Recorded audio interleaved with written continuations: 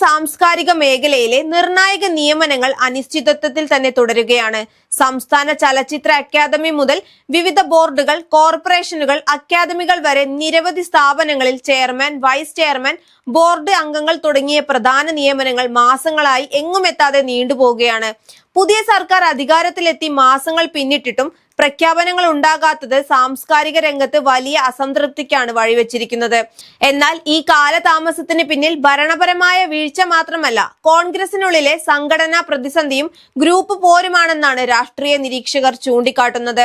മറ്റ് സംസ്ഥാനങ്ങളായ തമിഴ്നാട്ടിലും കർണാടകയിലും പുതിയ സർക്കാരുകൾ അധികാരത്തിലെത്തിയ ഉടൻ തന്നെ പാർട്ടി സംവിധാനവും സർക്കാർ സംവിധാനവും ഒരുമിച്ച് പ്രവർത്തിക്കുന്ന രീതിയാണ് കാണാൻ സാധിച്ചത്.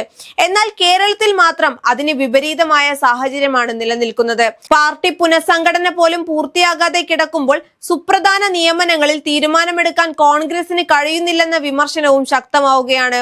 മുഖ്യമന്ത്രി വി.ഡി. സതീശൻ വിവിധ നിയമനങ്ങളിൽ പാർട്ടി തലത്തിൽ വിപുലമായ ചർച്ചകൾ നടത്തി മുന്നോട്ടു പോകാൻ ആഗ്രഹിക്കുന്നുണ്ടെന്നാണ് റിപ്പോർട്ടുകൾ. എന്നാൽ നിലവിലെ കെ.പി.സി.സി ചട്ടക്കൂടിൽ അതിനുള്ള സാഹചര്യമില്ലെന്നാണ് വിലയിരുത്തൽ.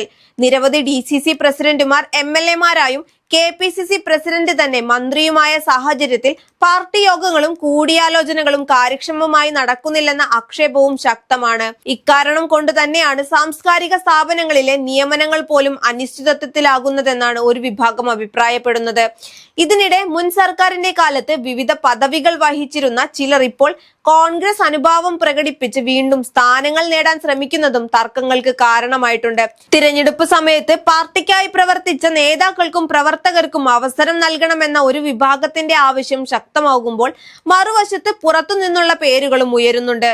ഇതും നിയമന പട്ടിക കൂടുതൽ സങ്കീർണമാക്കുന്നു എന്ന് തന്നെ പറയാം. അതേസമയം കേരള സംസ്ഥാന ചലച്ചിത്ര അക്കാദമി ചെയർമാൻ സ്ഥാനത്തെ ചൊല്ലിയുള്ള വടംവലിയും ഇതിനകം ചർച്ചയായി കഴിഞ്ഞു. കെ.ആർ. നാരായണൻ ഇൻസ്റ്റിറ്റ്യൂട്ട് ഡയറക്ടർ സ്ഥാനത്ത് നിന്ന് രാജിവെച്ച ശങ്കർ മോഹനെ അക്കാദമി ചെയർമാനാക്കണമെന്ന് പ്രമുഖ സംവിധായകൻ അടൂർ ഗോപാലകൃഷ്ണൻ ആവശ്യപ്പെട്ടെങ്കിലും കോൺഗ്രസിനുള്ളിൽ തന്നെ അതിനെതിരെ എതിർപ്പ് ഉയർന്നിട്ടുണ്ട്.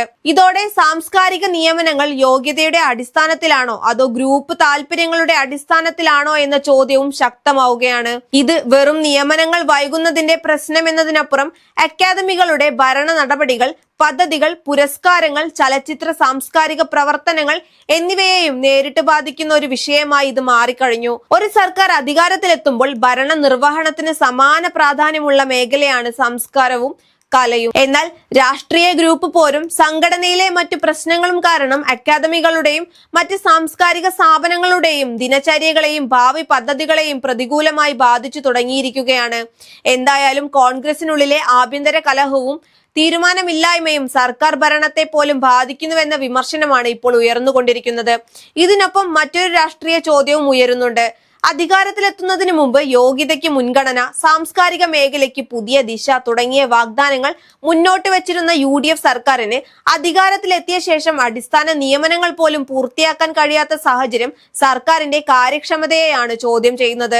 കലാകാരന്മാരും എഴുത്തുകാരും സിനിമാ പ്രവർത്തകരും മാസങ്ങളായി പുതിയ ഭരണസമിതിയെ പ്രതീക്ഷിക്കുമ്പോൾ രാഷ്ട്രീയ ഗ്രൂപ്പ് പോരും സംഘടനാ പ്രതിസന്ധിയും സർക്കാരിന്റെ പ്രതിച്ഛായയ്ക്ക് മങ്ങലേൽപ്പിക്കുമെന്നത് തീർച്ചയാണ്.